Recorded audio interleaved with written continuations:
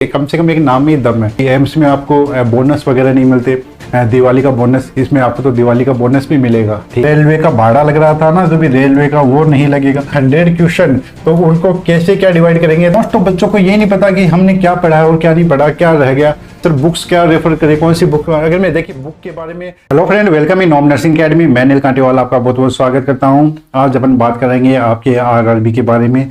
Most of बच्चे मेरे को ऐसे बोल रहे हैं सर आरआरबी इतना इंपॉर्टेंट क्यों है। सभी बात कर रहे हैं आरआरबी की, ये आरआरबी में कैसे भी सिलेक्शन हो जाए। तो सिलेक्शन होगा कैसे, हम उसके बारे में बात करेंगे। क्या पढ़ना है, हम उसके बारे में बात करेंगे। कैसे क्या स्ट्रेटेजी बनाएं आप एग्जाम तक के लिए कि आप जो भी आरआरबी की एग्जाम उसको क्रैक कर सके। तो आज इसी जो भी वीडियो है इसमें हम बात करेंगे कि आप आरआरबी की एग्जाम है उसको 100% कैसे क्रैक वो कर सकते हो। 100% मैं इसीलिए बोल रहा हूँ, अगर आप 100% देंगे अपना, तब तो जरूर आपका जो भी आरआरबी की एग्जाम है वो क्रैक हो जाएगी। चलिए हम बात करते हैं जो भी इंपॉर्टेंट आपके टॉपिक रहेंगे कि आप आरआरबी को कैसे क्रैक करेंगे, हम उसके बारे में बात करते हैं। सबसे पहले मैं तो नॉर्मली आपको बताऊं कि ये है क्या आरआरबी। अभी आरआरबी अपन बात कर रहे हैं, आरआरबी की जो भी एग्जाम है, आरआरबी जो भी 2024 की रिक्रूटमेंट आई है, तो उसमें आपकी पोस्ट है। पोस्ट का नाम क्या है? पोस्ट का नाम है आपका नर्सिंग सुपरिटेंडेंट।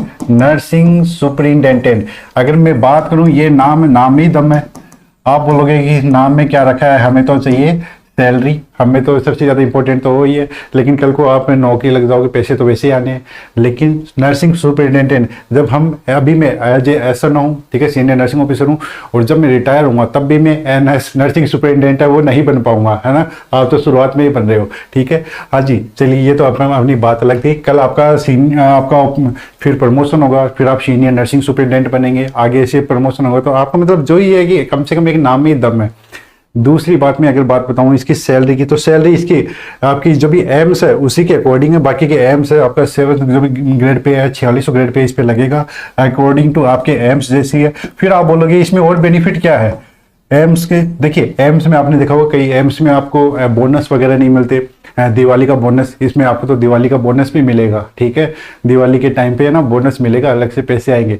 बाकी के एम आप देखोगे इसमें और भी बेनिफिट क्या है। अगर मैं बात करूँ बेनिफिट, तो आपको यहाँ पे काफी सारी मिलेंगे बेनिफिट। और आपको क्या मिलेगा, जो भी आपका रेलवे का भाड़ा लग रहा था ना, जो भी रेलवे का वो नहीं लगेगा, वो आपको मतलब एक लगेगा, लेकिन उसमें एक मतलब ये है कि आपको यानी कम से कम 5 जो भी एक साल में 5 आपको एसी के जो भी राइडर है वो शायद फ्री मिलती है ना।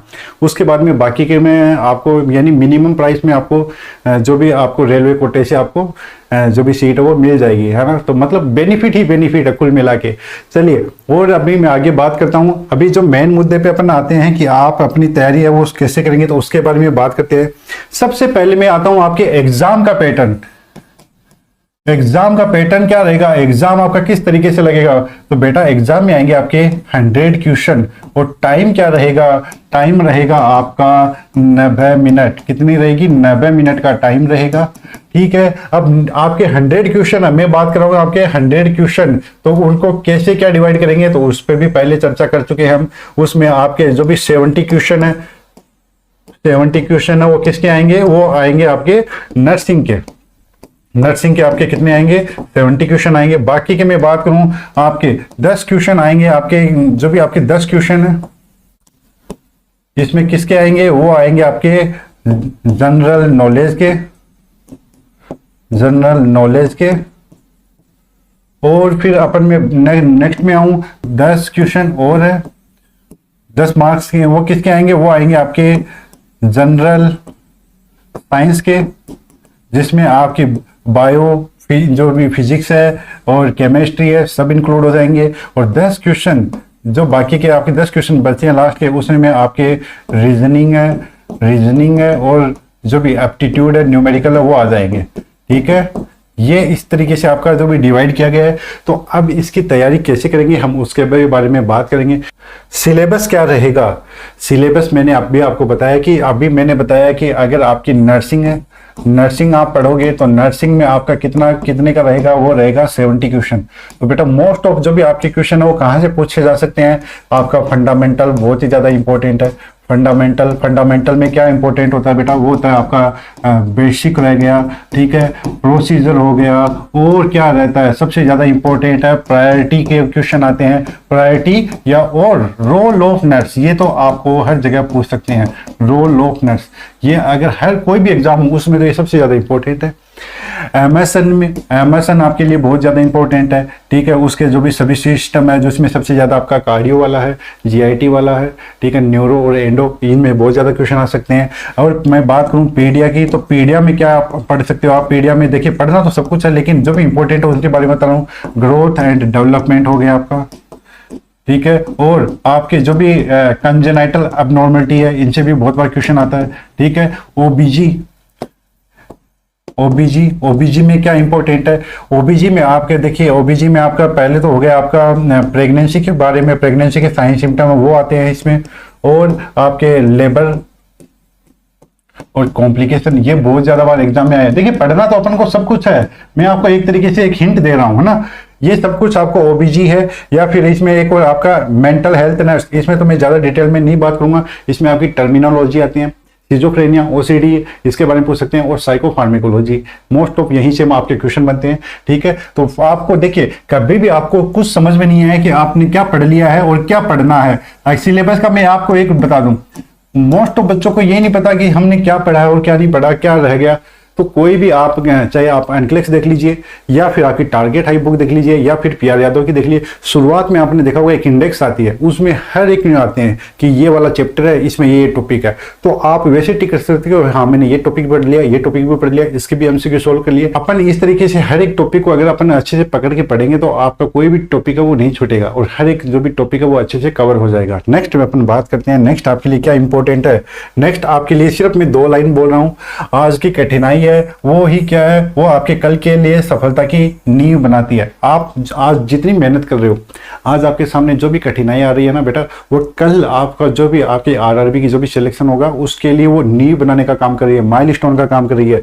आप पूरी लगन और आत्मविश्वास के साथ में आगे बढ़ते रहोगे, आपकी आरआरबी की मंजिल है वो दूर नहीं है, ये बात हमेशा याद रखना, ठीक है।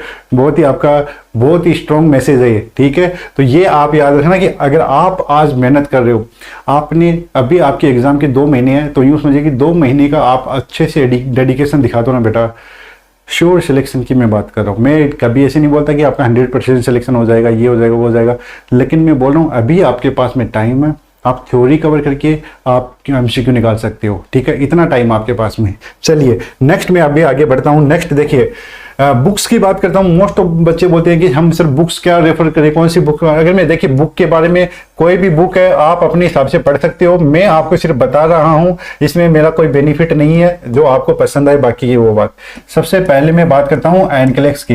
एनक्लेक्स देखिए, वैसे अगर मैं बात करूँ आरआरबी के हिसाब से कि एनक्लेक्स के जो भी क्वेश्चन है वो कम आने के चांस रहते हैं, लेकिन मैं पढ़ने के लिए फिर भी बोलता हूँ बच्चों को, क्योंकि एनक्लेक्स आपको कहीं ना कहीं सपोर्ट करती है, आपको प्रायोरिटी बनाने में या कुछ में भी, ठीक है। लेकिन अभी मैं आता हूं, अगर आपके पीछे के हिसाब के देखूं, मैं पीछे के जो भी एमसीक्यू देखूं, तो उसमें क्वेश्चन आपके टारगेट हाई जैसे क्वेश्चन आ रहे थे। टारगेट हाई की बुक है वो काम में ले सकते हो, है ना, टारगेट हाई वाली बुक है ये। और आपकी कौन सी बुक है, पीआर यादव की बुक है, पीआर यादव की बुक है, और बाकी जितनी भी अदर्स की जो भी बुक है आप उनको काम में ले सकते हो, ठीक है। चाहे मिशन हाई की हो या फिर आपकी जो भी XYZ प्रीति अग्रवाल वाली जो भी बुक है वो भी अच्छी बुक सभी अच्छी है, मैं बुक कभी किसी के नहीं बोलता। लेकिन अगर आपको मोस्ट ऑफ अगर काम में लेनी है, एनक्लेक्स भी पढ़ा करो, कोई भी एग्जाम हो उसके लिए, और टारगेट हाई और पीआर यादव ये भी पढ़ा करो, ठीक है बेटा, ये बहुत ही ज्यादा जरूरी है। अभी मैं बात करूं बुक के बारे में, मैंने बता दिया। अब नोट्स, सबसे इंपॉर्टेंट चीज होती है नोट्स। अब आप बोलोगे कि सर हमने कभी कोचिंग की है, कोचिंग नहीं की। बेटा अगर आपने कोचिंग की है तो आपने जो भी कोचिंग के जो भी नोट्स बनाए हैं उससे ज्यादा इंपॉर्टेंट कुछ नहीं होता नोट्स में, ठीक है। चाहे आप मेरे ले लीजिए, चाहे कहीं के ले लीजिए, या किसी भी XYZ कोई भी आपके महान व्यक्ति है उनके भी लिखे हुए हो, आप उनके भी पढ़ रहे हो। लेकिन मैं आपको यही सजेस्ट करूंगा, जो आप अपनी भाषा में लिखते हो ना, कि आपने अपने हाथों से जो भी नोट्स लिखे हैं वो सबसे बेस्ट होते हैं। आपको सबसे जल्दी पढ़ने में वही लगते हैं, आपको सबसे जल्दी अच्छे से समझने में वही नोट्स आते हैं। ये बात मेरी हमेशा समझ रहे हो आप भी। आपके नोट्स है, नोट्स में हमेशा आपको समझने के लिए, नोट्स को ईजी बनाने के लिए आप उस हाईलाइट का काम में लीजिए कि कीजिए, ठीक है। हाईलाइट मतलब कोई भी नोट्स है उसमें इंपॉर्टेंट चीज है उसको हाईलाइट कीजिए। बेटा कई बच्चे बोलते हैं कि हाईलाइट करने की क्या जरूरत है कुछ, तो बेटा लास्ट टाइम पे ये चीजें बहुत ज्यादा इंपॉर्टेंट रखती है ना। आप है ना अपने नोट्स को हाईलाइट करिए भी दें। कलर पेन भी काम में ले सकते हो, कई लोग लिखते हैं ना हेडिंग के लिए कुछ अलग है, आपको लास्ट में कुछ भी इंपॉर्टेंट लिखे वो भी। और अपने शॉर्ट नोट्स जरूर बनाइए। शॉर्ट नोट्स मतलब आपने यूं समझ लिए कि आपके जो भी ये समझिए कि ये पैराग्राफ था, मतलब ये बुक है मेरी, ठीक है, उसमें मैंने कोई भी सिस्टम पढ़ा, ये सिस्टम पढ़ा मैंने, सिस्टम के क्या है कि सिस्टम के पूरे पेज बने 40 पेज बने। अभी आपको क्या करना है, अभी इसके 3 या 4 पेज की समरी बनानी है पूरे सिस्टम की, कि ये एग्जाम में इससे क्वेश्चन आते हैं। कि आप हर बार 40 पेज थोड़ी ना पढ़ोगे एग्जाम के, मतलब एग्जाम के बचे हैं 5 दिन, आप हर सिस्टम के 40 पेज पढ़ोगे, इतना टाइम नहीं रहेगा बेटा। आपको रिवाइज करने के लिए आप 3-4 पेज वाली जो भी समरी आप हमेशा खुद की नोट्स बनाओ, वो ज्यादा बेहतर है, ठीक है। आगे की एग्जाम के लिए अगर अभी आपके पास में टाइम कम है तो मैं आगे यही बता रहा हूँ, नोट्स आपके लिए बेस्ट रहेंगे। किताब मैंने आपको बता दी। चलिए आगे चलते अपन। रिविजन अभी भी टाइम है, जब टाइम नहीं हो तो उसकी बात करता हूं। अगर आपके पास में टाइम है, अगर अभी आपके पास में कभी भी हो, समझो कि अगर 2 महीने का भी टाइम है तो काफी है। उसमें पहले आप क्या करो, थ्योरी करो। थ्योरी में आप क्या पढ़ सकते हो, अपने नोट्स पढ़िए, ठीक है। अगर ब्रॉड चाहिए, कुछ भी ज्यादा चाहिए, फिर आप बुक्स को रेफर कीजिए। आजकल तो सब कुछ मिल रही है बेटा, पीडीएफ भी मिल जाती है, हर कुछ को आपको कोई भी चीज नहीं मिलती, पीडीएफ मिल जाता है। एआई चल रही है, आर्टिफिशियल इंटेलिजेंस है, उससे भी ये हेल्प ले सकते हो।